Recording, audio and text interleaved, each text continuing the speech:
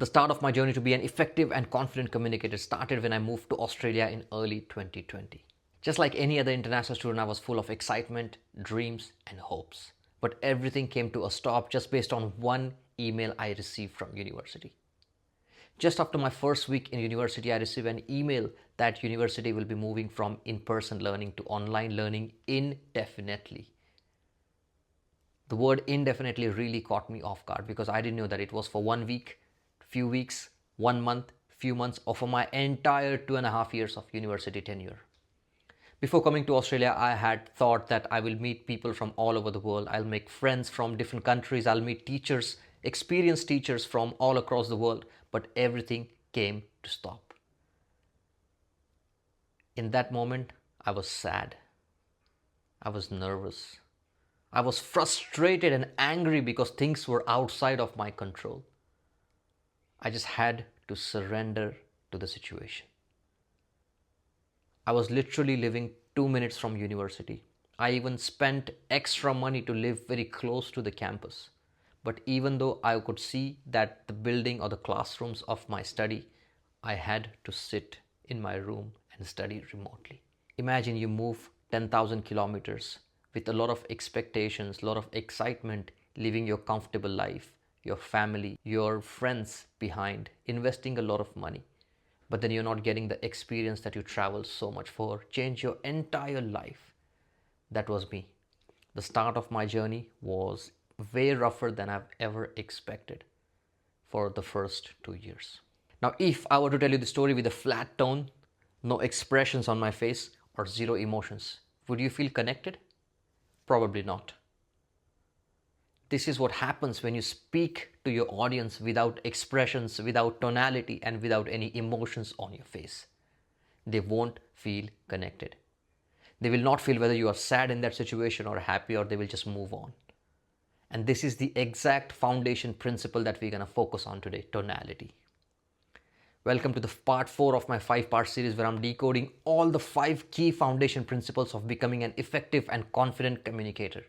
If you haven't seen first 3 parts, I would urge you to go back to my channel, watch all those in the playlist. It will change the way you speak forever. I can guarantee you that. So now let's move on to what is tonality. Tonality is basically the emotions underneath of your voice. These are the same emotions when you feel from an actor in a movie where he gets separated from its lover or from his partner in the movie, and you will kind of feel sad just because of the situation. And it's neurologically backed as well. Whenever you see somebody expressing the emotions, you kind of feel the same thing. If you see somebody going through a sad situation, you feel sad. If you see someone going through a happy situation, you will feel warm. That's the exact reason that on internet, whenever you see somebody helping other person, you kind of feel warm. You kind of feel happy for them. This is what tonality is. And if you have tonality in the way you speak, people will feel more connected. People will think that you're more approachable and you'll be an influential communicator. Tonality is the most powerful foundation because even if you put 20% of efforts to improve that, you'll get 80% of the result. And that's the reason why it's my favorite child across all the 5 other foundations. I personally relate with tonality a lot because I've grown up in India where I've seen my father, my uncles, or other men in the family not being so expressive. They will show their love through the actions, but whenever it comes to express their emotions, they were not the most expressive people around me.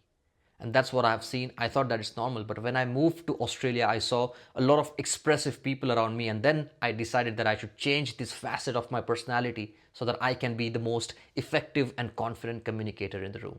Now, to understand tonality and its application in much more detail, let's do a funny exercise.